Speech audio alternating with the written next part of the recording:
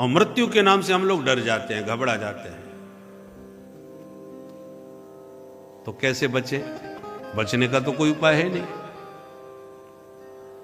देखो, पुलिस प्रशासन तो रहेगा, क्योंकि उसके बिना देश की व्यवस्था चल नहीं सकती।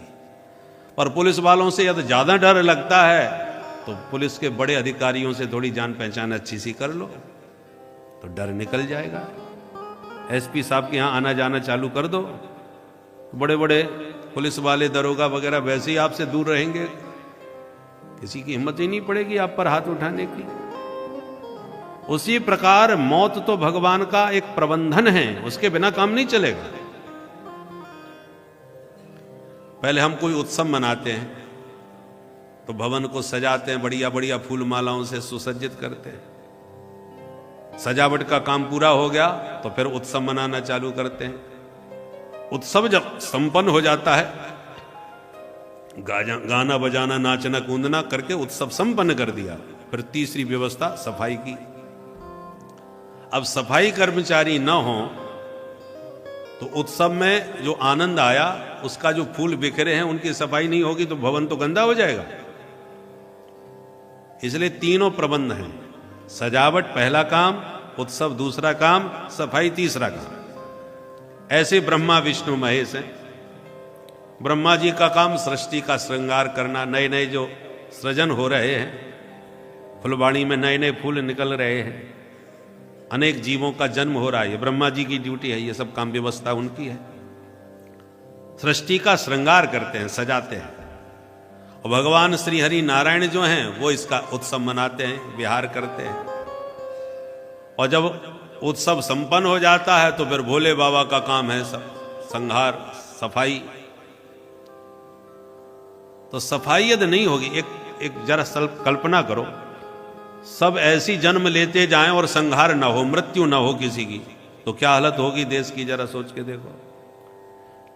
कितने लोग नित्य मर रहे हैं, तब भी जनसंख्या से लोग परेशान हो रहे हैं। और कोई मरे ही नहीं, सबके सब अमर हो जाएं, मृत्यु को ही मार के खत्म कर दिया जाए, कोई मरेगा ही नहीं, तो स्थिति क्या भयानक हो जाएगी, जरा सोचिए। इसलिए इन सबका मृत्यु भी एक आवश्यक अंग है, विसर्जन भी बहुत आवश्यक अंग है। बिना विसर्जन के कैसे काम चलेगा? आप नित्य प्रत बढ़िया माल रसगुल्ला छानते जाओ, खाते खाते जाओ, विसर्जन मत करो। बोलो, एक दिन ही करके ना देखो तो हालत खराब हो जाएगी। बोलो राधे राधे, राधे राधे। विसर्जन आवश्यक है। इसलिए मृत्यु क्या है? जो आए हैं उनका विसर्जन, विदा, वही तो है। माताएं श्रृंगार करती हैं, कितने आभूषण धारण करती हैं। उत्सव में आए, आभूषण पहन के आए, घर में जाओ फिर उतार के रखो, अब पहने ही पहने रहो, फिर देखो कितनी समस्या आएगी। बड़ा मोटा सा लहंगा जो पहनती हैं, तमाम आभूषण धारण करती हैं, अब धारण करते करते वो आभूषण बोझ परेशान हो जाएंगे कि नहीं? अंत में सबको उतार के रखना पड़ता है, तब रिलैक्स होकर के सोते हैं, विश्राम करते हैं। हर समय थोड़ी पहना जाएगा। ऐसे ये सारी सृष्टि की व्यवस्था भगवान ने सोच समझ के सब बनाई है। मृत्यु भी एक आवश्यक अंग है, उसके बिना सृष्टि की व्यवस्था सब डगमगा जाएगी। पर हां, हमको मृत्यु से जो डर लग रहा है, उस डर को हम दूर कर सकते हैं। मृत्यु को खत्म नहीं कर सकते, मृत्यु का भय खत्म कर सकते हैं। कैसे होगा? बोले, मृत्यु के मालिक हैं मुरली मनोहर माधव। भगवान कहते हैं, मृत्युश्चरति मद भयात, मृत्यु मेरे भय से चलती है। तो मुरलीधर से अपना नाता बना लो, बस। जहां भगवान से तुम्हारा नाता पक्का हुआ कि मृत्यु तुमसे डरेगी, तुम्हें मृत्यु से डरने की जरूरत नहीं पड़ेगी। इसलिए माधव से संबंध जोड़ो, उनका स्मरण करो। मुकुंद माधव गोविंद बोल, केशव माधव हरि हरि बोल। मुकुंद माधव गोविंद बोल, केशव माधव हरि हरि बोल। मुकुंद माधव गोविंद बोल, केशव माधव हरि हरि मुकुंद माधव गोविंद बोल केशव माधव हरि हरि बोल हरि हरि बोल प्यारे राधे राधे बोल हरि हरि बोल प्यारे राधे राधे बोल हरि हरि बोल कृष्ण कृष्ण बोल हरि हरि बोल कृष्ण कृष्ण बोल मुकुंद माधव गोविंद बोल केशव माधव हरि हरि मुकुंद माधव गोविंद बोल केशव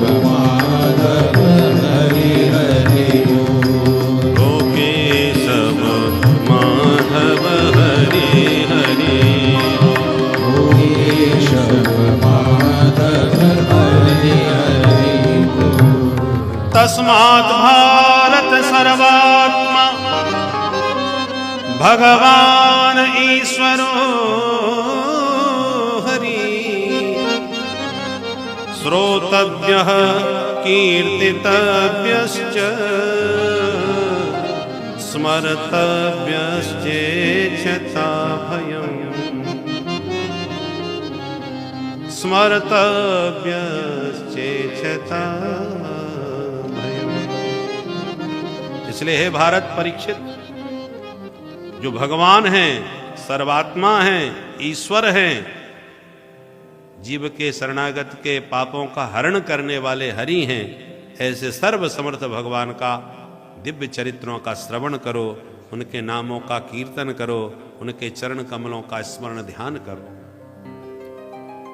मौत का भय अपने आप भाग जाएगा। ये राहु केतु जो परेशान करते हैं ना, उन्हीं को परेशान करते हैं जो भजन नहीं करते। जैसे पुलिस वाले उन्हीं को परेशान करते हैं जिनकी पहचान ऊपर नहीं होती। और बड़े अधिकारियों से पहचान हो फिर तो उससे दूर ही रहते हैं।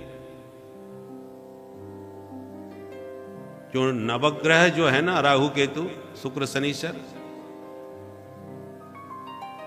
ये ग्रह उन्हीं को परेशान करते हैं जिन पर भगवान का अनुग्रह नहीं होता। जो भगवान के अनुग्रह से अनुग्रहित हैं, ग्रह उनका कुछ नहीं बिगाड़ सकते।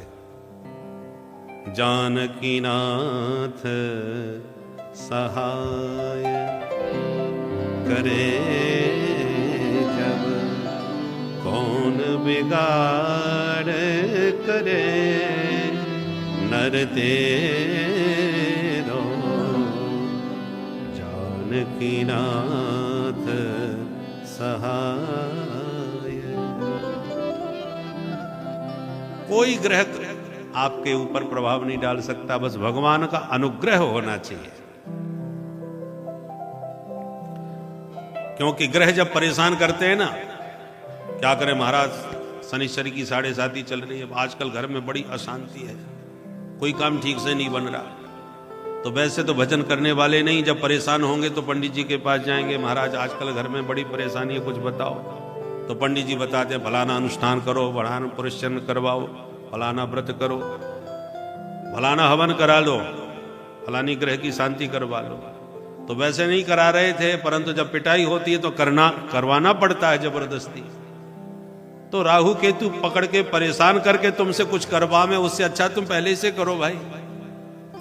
पहले से ही प्रभु से संबंध जोड़ के रखोगे तो राहु केतु खुद ही आपसे दूर रहेंगे, पास में क्यों आएंगे।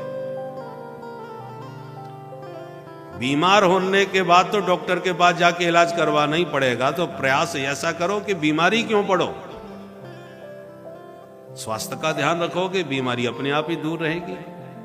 नहीं, बीमार स्वास्थ्य का ध्यान नहीं रखोगे, बीमार पड़ोगे तो फिर तो आपको इलाज करवाना ही पड़ेगा, डॉक्टर जो कहेगा सो माननी पड़ेगी फिर बात।